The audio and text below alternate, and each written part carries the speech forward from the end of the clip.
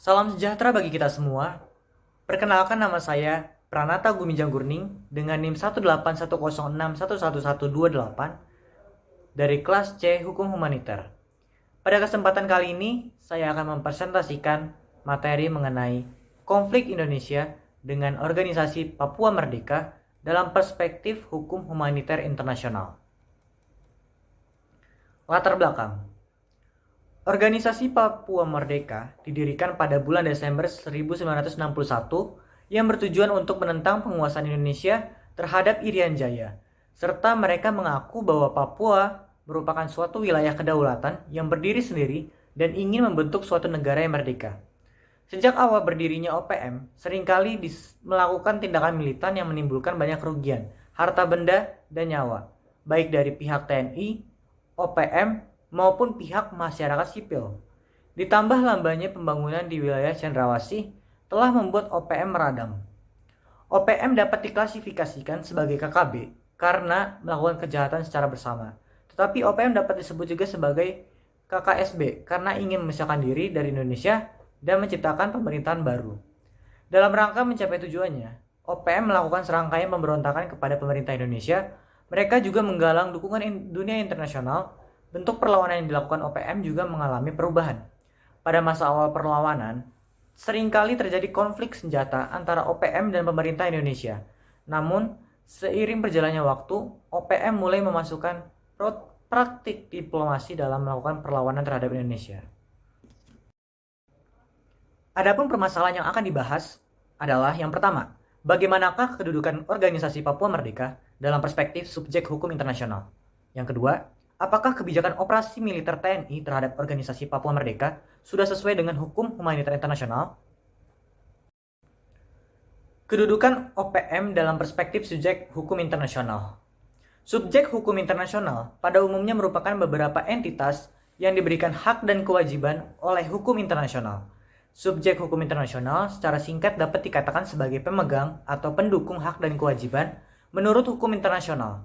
Hal ini berarti setiap pemegang atau pendukung hak dan kewajiban menurut hukum internasional adalah subjek hukum internasional.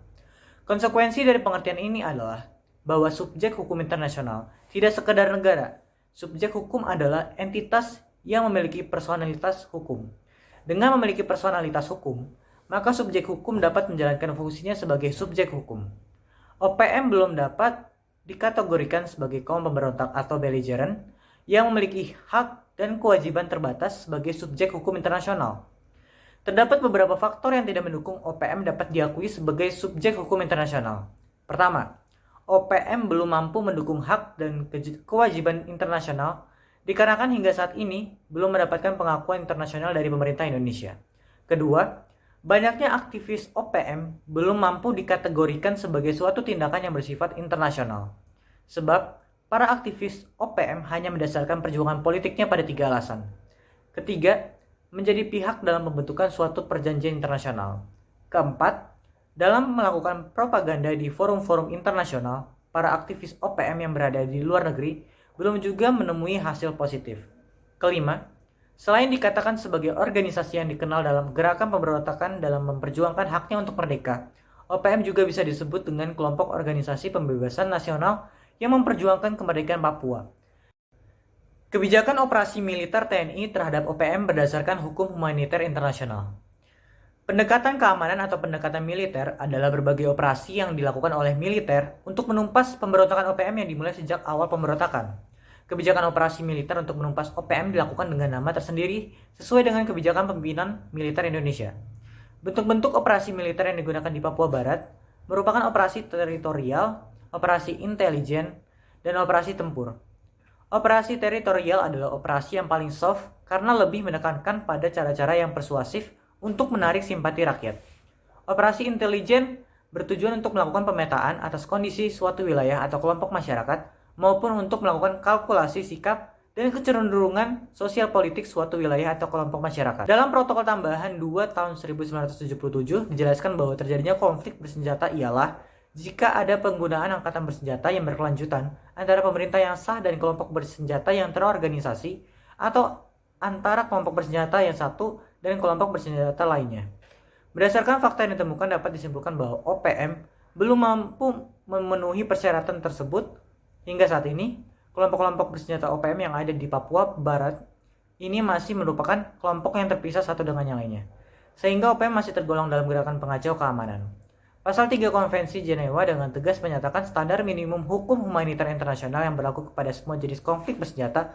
Pasal 3 Konvensi Jenewa 1949 yang merupakan common article tidak menghambat pemerintah untuk memelihara ketertiban umum dan menjaga integritas dan persatuan dengan cara yang sah, akan tetapi tetap harus memperhatikan aspek kemanusiaan yang telah diatur. Sehingga dalam melakukan operasi militer untuk mengatasi gerakan pengacau keamanan dalam negeri, yang salah satunya adalah OPM, harus memperhatikan aspek kemanusiaan sebagaimana yang telah diatur oleh hukum humaniter internasional. Kesimpulan, dalam perspektif subjek hukum internasional, OPM tidak termasuk sebagai subjek hukum internasional maupun sebagai kaum pemberontak yang mendapatkan pengakuan internasional, karena OPM tidak memenuhi kriteria-kriteria sebagai kaum pemberontak. Hukum humaniter internasional tidak mengatur secara khusus mengenai operasi militer terhadap gerakan pengacau keamanan seperti OPM. Konvensi Jenewa 1949 memberikan kewenangan hukum kepada Indonesia untuk melakukan operasi militer dalam rangka menumpas OPM yang dapat mengganggu stabilitas politik dan keamanan dalam negeri dengan tetap memperhatikan aspek-aspek kemanusiaan sebagaimana diatur dalam hukum humaniter internasional. Saran yang diberikan, untuk meredam OPM tumbuh dan berkembang dalam hubungan internasional, diperlukan adanya rezim hukum internasional yang memperjelas kriteria-kriteria kaum pemberontak. Dan kemudian diperlukannya MOU karena adanya keinginan yang kuat dari OPM untuk memisahkan diri dari NKRI.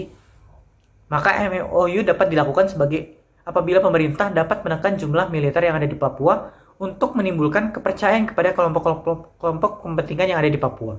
Sehingga OPM dapat mempercayakan sepenuhnya kepada pemerintah Indonesia dalam mensejahterakan Papua. Sekian presentasi yang dapat saya sampaikan. Mohon maaf atas segala kekurangannya. Terima kasih.